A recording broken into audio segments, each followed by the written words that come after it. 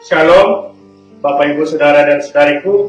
Semoga saya menjumpai Anda semuanya dalam keadaan yang sehat walafiat. Jumpa lagi dalam permenungan harian kita, Embun Sabda, Rabu 3 Juni 2020 bersama saya Romo Adi SVD.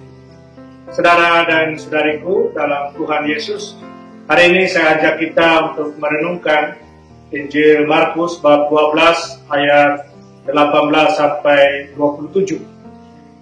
Dalam permenungan kita hari ini, saya ajak kita untuk merenungkan jawaban Yesus kepada orang Saduki, bahwa Allah itu adalah Allah orang hidup dan bukan Allah orang mati.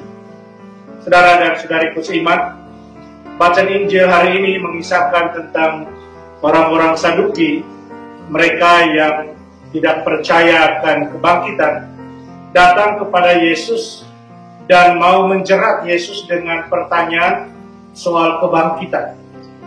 Mereka datang dengan satu persoalan soal kawin maulid, dan kemudian mereka bertanya kepada Yesus soal apakah dalam sesudah kebangkitan, apakah ada yang dinamakan kawin maulid.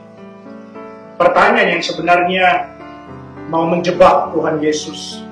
Mereka punya intensi buruk, mau menjatuhkan Tuhan. Tapi mereka lupa, mereka berhadapan dengan siapa. Nah, hemat saya, mereka berhadapan dengan seorang yang very smart, sangat pintar, dan sangat bijaksana dalam menjawab.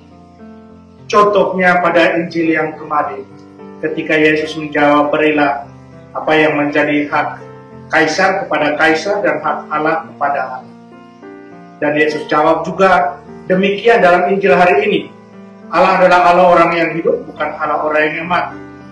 Satu jawaban yang sangat menohok yang membuat akhirnya mereka tidak berdaya untuk menjawab Yesus tadi. Saudara dan saudariku seiman, ada dua hal penting yang saya petik untuk kita renungkan bersama dalam Injil hari ini. Yang pertama, Yesus garis bawahi bahwa orang-orang Saduki, mereka tidak mengerti akan kitab suci. Mereka tidak paham akan kitab suci. Apa yang bisa kita pelajari adalah bahwa dengan apa yang Yesus katakan itu pada orang Saduki, saya kira juga akan mengena pada kita. Pertanyaannya, apakah kita sudah mengenal kitab suci kita? Apakah kita sudah memahami sabda Allah itu?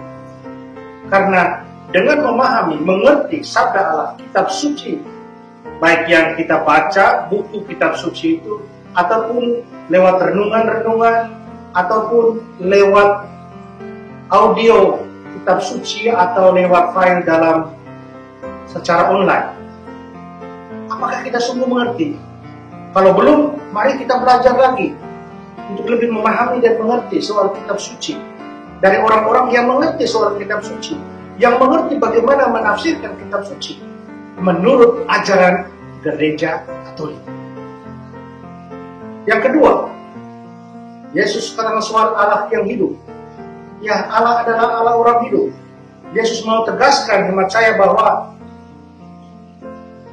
ada perbedaan soal kehidupan yang di dunia ini dengan kehidupan yang dia janjikan itu, kehidupan kekal.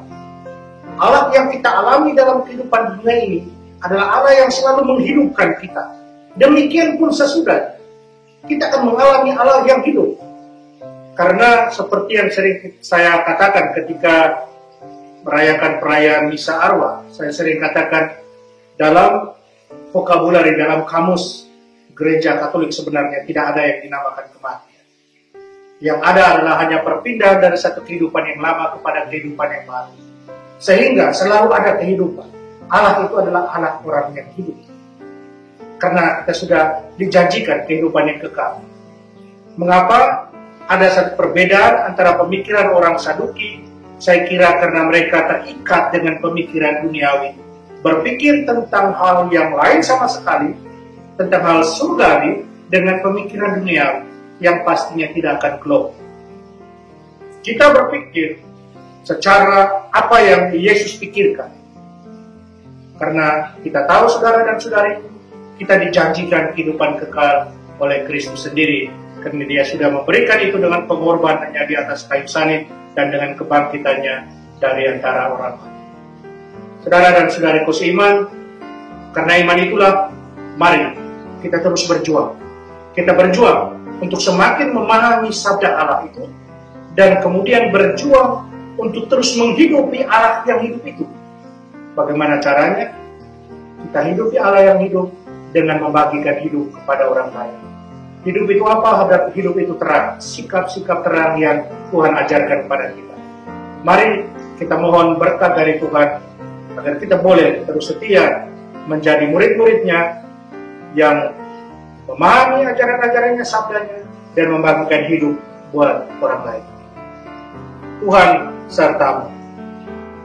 Kita sekalian dan semua orang yang kita cintai, kita kasih, dilindungi, dibimbing, dan diberkati oleh Allah yang Maha Kuasa, Bapa dan Putra dan Roh Kudus.